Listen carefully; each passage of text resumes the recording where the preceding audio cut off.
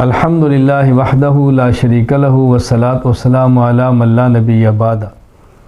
جس جانور کو قربانی میں ذبح کرنا ہے وہ جانور اچھا ہو، خوبصورت ہو، موٹا تازہ ہو، عمدہ ہو، عیب دار نہ ہو۔ جانور کے بعض عیب ایسے ہیں کہ جس کے ہوتے ہوئے جانور کی قربانی جائز ہی نہیں ہے، اور بعض معمولی درجے کے عیب ایسے ہیں جانور کی قربانی ہو جاتی ہے، تو وہ عیوب جیسے قربانی نہیں ہوتی۔ نمبر 1، لنگڑا پن۔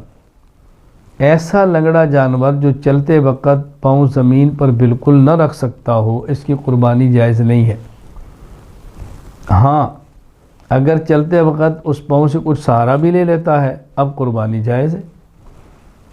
سنن ابی داؤد میں روایت موجود ہے، حضرت براء بن عازب رضی اللہ عنہ فرماتے ہیں رسول اکرم صلی اللہ علیہ وسلم نے فرمایا، اربع لا تجوز فی الاضاحی، 4 قسم کے جانور وہ ہیں کہ جن کی قربانی جائز نہیں۔ نمبر 1، العوراء بین عورها، ایسا کانا جانور کہ جس کا کانا پن بہت واضح ہو۔ نمبر 2، والمریضۃ بین مرضها، ایسا بیمار جانور جس کی بیماری بہت واضح ہو۔ نمبر 3، والعرجاء بین ذلوها، ایسا لنگڑا جانور کہ جس کا لنگڑا پن بہت واضح ہو۔ نمبر 5، والکثیر التی لا تنقى، ایسا کمزور جانور جس کی ہڈیوں کا گودا ختم ہو چکا ہو۔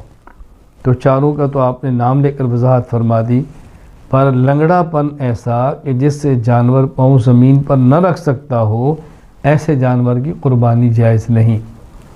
نمبر 2، دانت کا ٹوٹا ہونا۔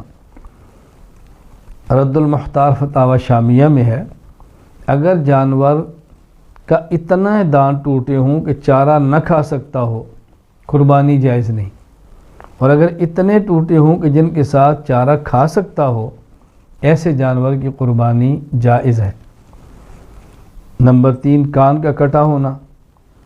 سنن ترمذی میں روایت موجود ہے، حضرت علی رضی اللہ عنہ فرماتے ہیں، امرنا رسول اللہ صلی اللہ علیہ وسلم ان نستشرف العین والاذن، ہمیں رسول اکرم صلی اللہ علیہ وسلم نے حکم دیا ہم جانور کی آنکھ اور کان کو اچھی طرح دیکھیں۔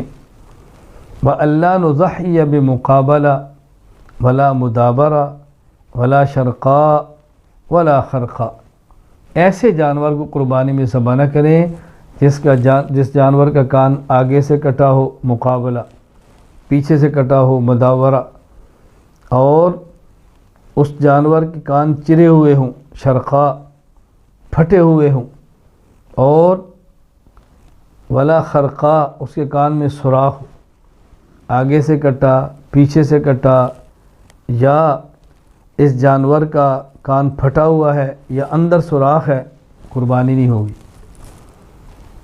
اب کتنا کٹا ہوا تو نہیں ہوگی، اگر پیدائشی کان نہیں ہے، 1 یا دونوں، یا تیسرا حصہ اس سے زائد کٹا ہے، قربانی نہیں ہوگی۔ اگر تیسرے سے کم کٹا ہوا ہے تو ایسے جانور کی قربانی ہو جائے گی۔ نمبر 4، سینگ کا ٹوٹا ہونا۔ سنن طحاوی میں روایت موجود ہے، حضرت علی رضی اللہ عنہ کی خدمت میں ایک شخص آئے اور انہوں نے پوچھا، ان المکسورۃ القرن، ایک جانور جس کا سینگ ٹوٹا ہوا ہے، قربانی ہو جائے گی؟ فرمایا لا یضر، کوئی نقصان نہیں ہے، ہو جائے گی۔ کیا مطلب؟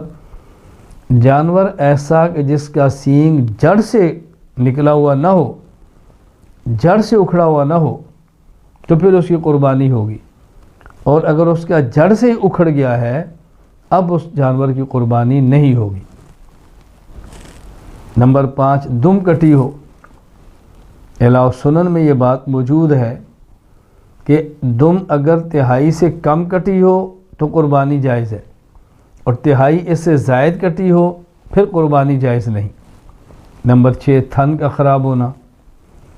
المعجم الاوسط لطبرانی میں روایت موجود ہے، حضرت عبداللہ بن عباس رضی اللہ عنہ فرماتے ہیں رسول اکرم صلی اللہ علیہ وسلم فرمایا، لا يجوز فی البدن العوراء ولا العجفاء ولل جربا ولل مستلمت اتباؤها، اللہ کے نبی فرما رہے ہیں جانور میں کانا الاورا بہت کمزور، اجفا خارشی، جربا تھن کٹا، المستلمت اتبا ان کی قربانی جائز نہیں ہے۔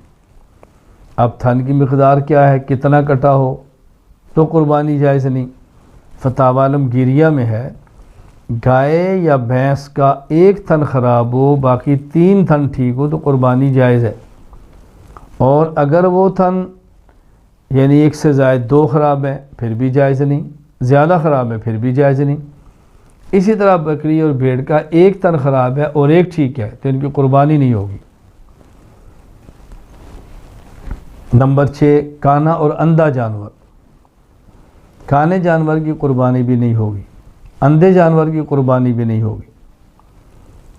نمبر 7 زیادہ کمزور جانور، اتنا کمزور کہ اس کی ہڈیوں کا گودا باقی نہ رہے، ایسے جانور کی قربانی نہیں ہوگی۔ ہاں معمول کے مطابق کچھ چارہ کم ملنے کی وجہ سے کمزور ہے تو اس کی قربانی ہو جائے گی۔ تو قربانی کرتے وقت جانور کا اچھی طرح خیال فرمائیں کہ ایسا عیب موجود نہ ہو جسے قربانی نہیں ہوتی۔ وآخر دعوانا ان الحمد للہ رب العالمین۔